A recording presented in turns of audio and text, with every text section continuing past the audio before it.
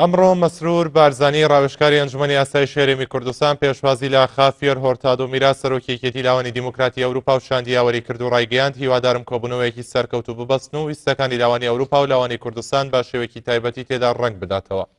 لە دیدارەکەدا کە بە ئامادەبوونی فەلاح حەسەن جێگری سەرۆکی یەکێتی لاوانی دیموکراتی جیهانی بەڕێوەچوو، دواپەرستنی ڕووداوە سەربازی و سیاسیەکانی ناوچەکە و کێشە و قەیرانەکانی هەرێمی کوردستان و شەڕی دژبە تیرۆریستانی داعشتا و توێکرا.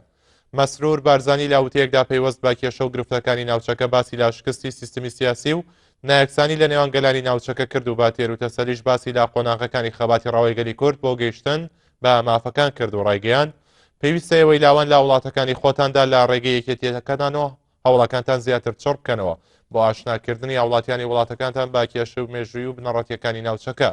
کە پێویستاوە هەڵانەی لە ڕابردوو بەرامبەر مافەکانی کوردکراون ڕاست بکرێنەوە.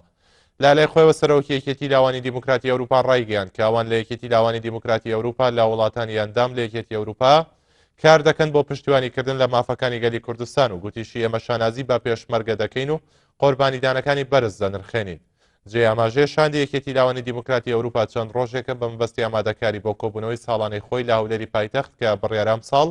بە دروشمی پێشمەرگەی هێزەکای ئاشتی و ئازادی بە بەشداری سەرۆکی لاوانی چواردە وڵاتی ئەوروپی با ئامانجی پشتگیریکردن لە پێشمەرگە و مافەکانی کورد لە هەرێمی کوردستان ببەسترێت.